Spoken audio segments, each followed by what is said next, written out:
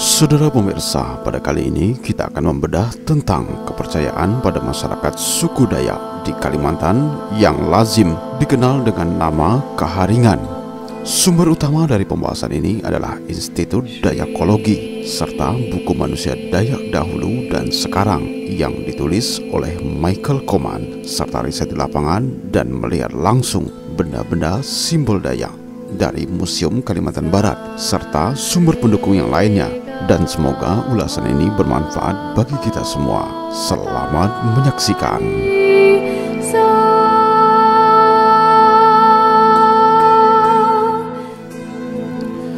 Kaharingan adalah kepercayaan atau agama asli suku Dayak di Kalimantan. Secara bahasa, kaharingan artinya tumbuh atau hidup, seperti dalam istilah danum kaharingan atau air kehidupan. Agama Kaharingan percaya kepada Tuhan Yang Maha Esa atau yang juga biasa mereka sebut dengan Ranying Hatala Langit.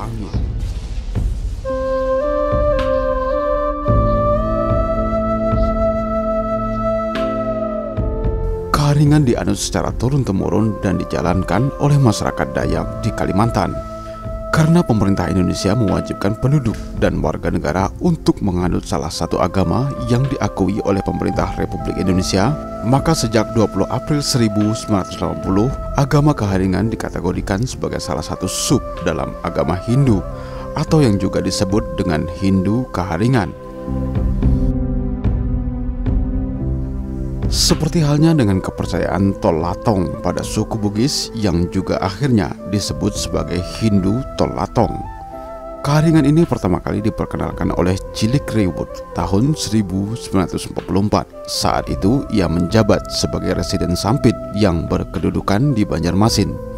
Pada tahun 1945, pendudukan Jepang mengajukan Kaharingan sebagai penyebutan agama Dayak. Sementara pada masa Orde Baru, para penganutnya berintegrasi dengan Hindu atau yang juga lazim disebut dengan Hindu Kaharingan.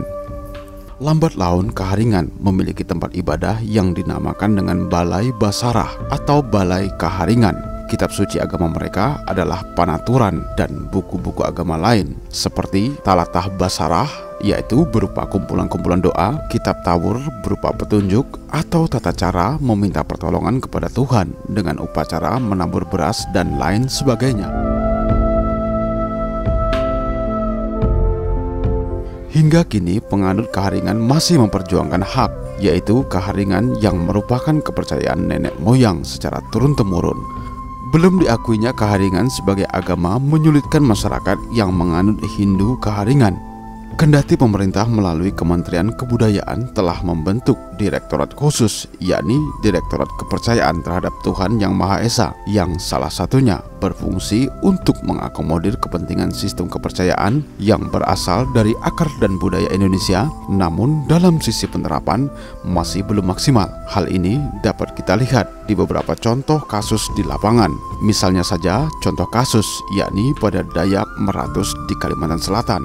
Ketika membuat EKTP, masyarakat Dayak Meratus harus mengosongkan kolom agamanya. Hal ini berdasarkan dari catatan Kademangan Dayak Meratus. Komunitas tersebut dari tahun 2003 hingga sekarang sudah memiliki 60.000 orang yang memiliki agama Kaharingan. Hal tersebut sekitar 2% dari penduduk Kalimantan Selatan yang saat ini berjumlah 3,6 juta jiwa.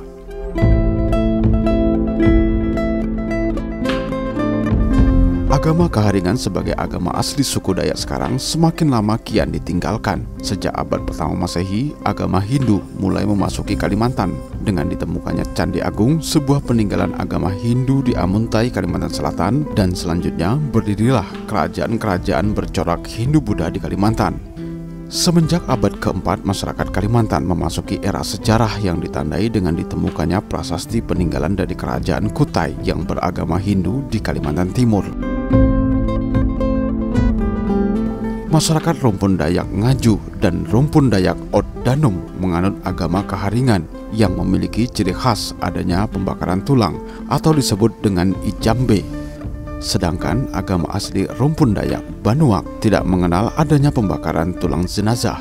Bahkan agama leluhur masyarakat Dayak Meratus di Kalimantan Selatan lebih menekankan ritual dalam kehidupan, terutama upacara atau ritual pertanian maupun pesta panen yang sering dinamakan sebagai agama Balian.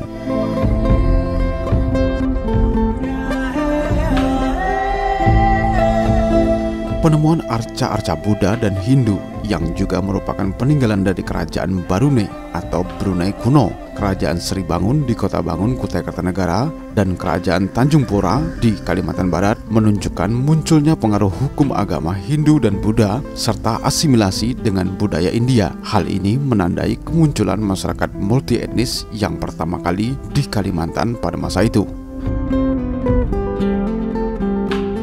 Sebagian besar masyarakat Dayak yang sebelumnya beragama Kaharingan kini memilih agama Kristen dan Islam, namun kurang dari 10% yang masih mempertahankan agama Kaharingan. Namun ada pula sebagian kecil masyarakat Dayak kini mengkonversi agamanya dari agama Kaharingan menjadi agama Buddha, yakni Buddha versi Tionghoa, yang pada mulanya muncul karena adanya perkawinan antar suku dengan etnis Tionghoa yang beragama Buddha. Di Kalimantan Barat, agama Kristen banyak dipeluk oleh orang Dayak.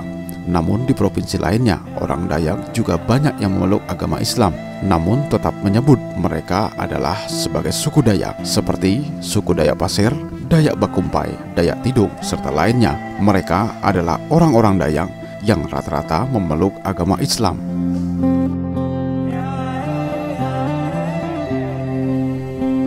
Di wilayah perkampungan Dayak yang masih beragama Kaharingan berlaku hukum adat Dayak. Wilayah-wilayah pesisir di Kalimantan dan pusat kerajaan Islam, masyarakatnya tunduk pada hukum adat Melayu seperti suku Banjar, Melayu Senganan, Kedayan, Bakumpai, Kutai, Pasir, Berau, Tidung, dan Bulungan, serta yang lainnya. Bahkan di wilayah perkampungan Dayak yang telah sangat lama berada dalam pengaruh agama Kristen yang kuat, kemungkinan tidak berlaku hukum atau adat Dayak Kaharingan.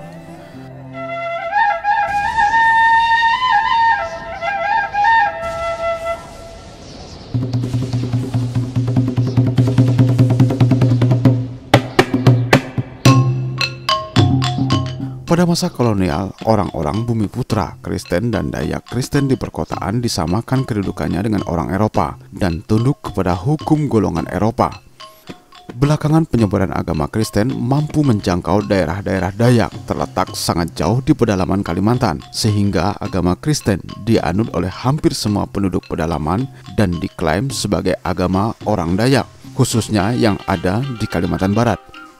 Agamawan Kristen pada penjelajahan Eropa yang tidak menetap telah datang di Kalimantan pada abad ke-14 Masehi. Kemudian di awal abad ke-17 dengan kedatangan para pedagang Eropa, upaya-upaya penyebaran agama Kristen selalu mengalami kegagalan karena pada dasarnya pada masa itu masyarakat Dayak memegang teguh kepercayaan leluhur seperti Kaharingan dan curiga kepada orang asing. Maka seringkali orang-orang asing yang datang ke Kalimantan pada saat itu sering tidak selamat.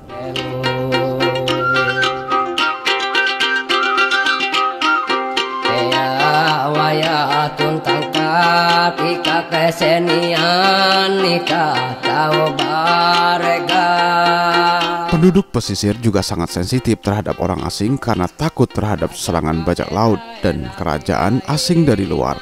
Penghancuran Keraton Banjar pada tahun 1612 oleh VOC dan serangan Mataram atas Sukadana tahun 1622 serta potensi serangan Makassar sangat mempengaruhi kerajaan-kerajaan di Kalimantan. Sekitar pada tahun 1787, Belanda memperoleh sebagian besar Kalimantan dari Kesultanan Banjar dan Banten.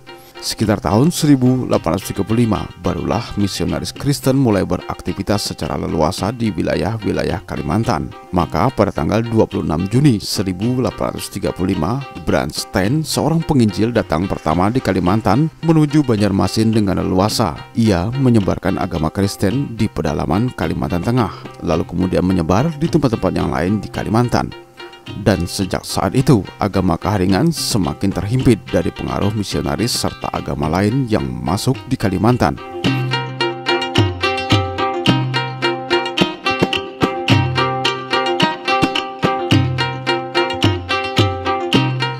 Demikianlah sejarah tentang perjalanan agama Kaharingan yang semakin hari semakin tersisihkan. Semoga sajian ini bermanfaat bagi kita semua. Terima kasih telah menyaksikan tayangan ini. Sampai jumpa dan salam budaya.